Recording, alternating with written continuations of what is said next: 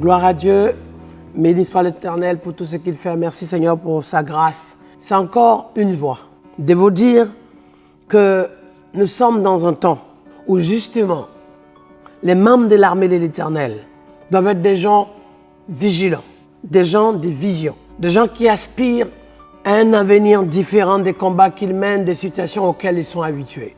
Des gens qui ont compris que leur combat, désormais, est devenu le combat de l'Éternel.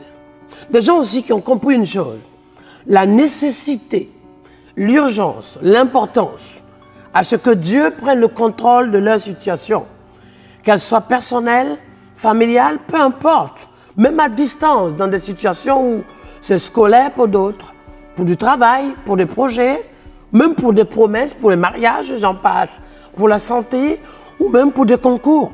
Les gens qui ont compris une chose, qu'il y a urgence que quelque chose se passe. Il y a urgence que les choses ne soient plus les mêmes choses. Il y a urgence qu'il y ait ce qu'on appelle une intervention divine de Dieu pour que assez pour que maintenant des années de pleurs, de lutte s'arrêtent. Assez d'humiliation, assez de mépris, assez dans les attaques. C'est pour ça que j'aimerais aujourd'hui regarder dans le livre de Daniel chapitre 9, la première année du règne du roi, au temps de Daniel, le fils d'Azérus de la race des Médès, lequel était devenu roi du royaume des Chaldéens après la mort de Darius. Moi, Daniel, my God, j'ai vu dans les écrits qu'il y avait 70 ans de malédiction, 70 ans de souffrance, 70 ans de joug sur le peuple de Dieu. Voilà quelque chose qui nous montre à quel point Daniel était préoccupé. C'est un homme de vision, un homme de responsabilité. On fait un constat par moment que dans nos familles, ça ne va pas. On a la compréhension souvent des situations à répétition qu'on constate que oui, il y a une anomalie. Pourquoi ? Parce qu'il y a toujours blocus sur le mariage. Pourquoi ? Il y a toujours problématique au niveau de la santé. Pourquoi ? Il y a toujours des choses qui reviennent au niveau des enfants. Il y a toujours quelque chose qui revient au niveau de l'alcool. Toujours quelque chose qui revient au niveau de la violence. Les mêmes choses se manifestent. Oh là là, les mêmes causes produisent les mêmes effets. Et on se rend compte que c'est seulement les années qui changent, les personnes qui changent, mais les situations n'ont pas changé. Lui, quand il a compris ça, qu'est-ce qu'il a fait ? Il s'est mis devant la face de Dieu. C'est ça une sentinelle. Une sentinelle n'est pas seulement là pour faire un constat de ce qui ne va pas, mais une sentinelle est là pour que ce qui ne va pas, il le donne à Dieu. Il se met à genoux, il se lève pour que, pendant que les gens dorment, oh my God, la sentinelle prie, intercède. Et c'est ce que Daniel va faire. La Bible dit qu'il va se mettre comment ? Il va avoir une attitude d'humilité. Il va se mettre dans une tenue de sac en cendres. C'est juste une illustration en termes de définition d'un temps mis à part. Il ne va pas tenir compte de dans quel lit il était. Il ne va pas tenir compte de quelle position il avait. Il ne va pas tenir compte de telle responsabilité il pouvait avoir, comment les gens pouvaient considérer les choses. Mais il avait juste une vision et un objectif.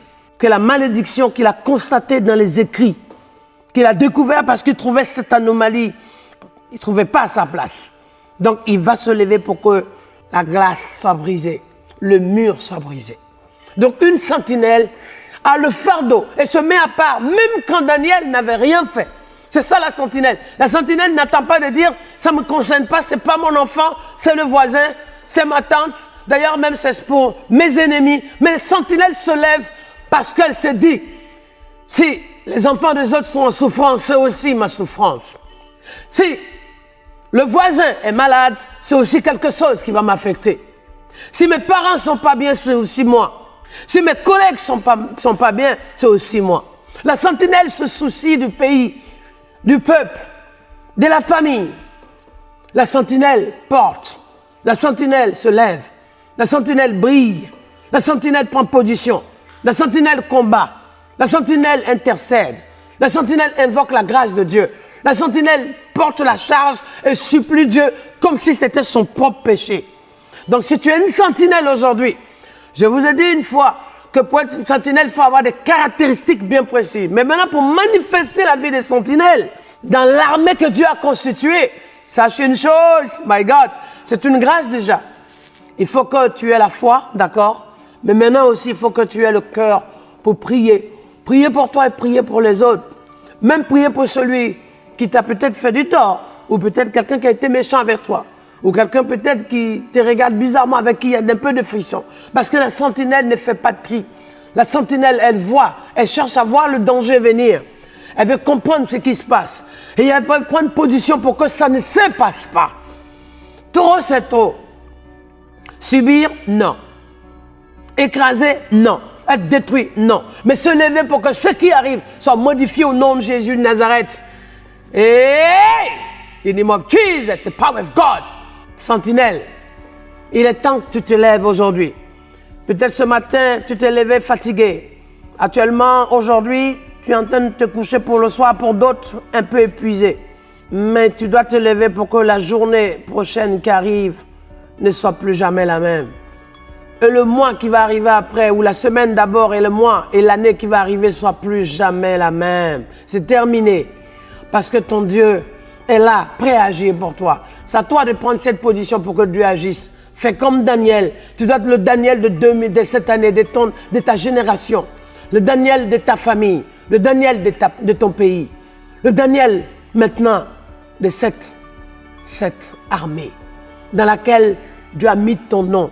Dieu a gravé ta place. Dieu t'a positionné. Au nom de Jésus de Nazareth. Alléluia. On va continuer la suite. Donc aujourd'hui, c'est Daniel chapitre 9. Tu vas le méditer. Et on va continuer encore la suite. Soyez bénis. Oh, regardez comment vous êtes dans la grâce. Et donc, n'oubliez pas de cliquer abonner et mettez la cloche. En fait, ça vous permet, quand vous mettez abonner, vous cliquez la cloche. Ça vous permet d'être averti chaque fois qu'il y a directement et immédiatement un live ou un événement. Et maintenant, comme nous sommes partis sur cette base, on fonce pour la gloire de Dieu. Sentinelle, tu ne seras plus jamais surpris. Mais ce qui se passe, tu seras informé, impliqué et tu prendras position au nom de Jésus. La suite.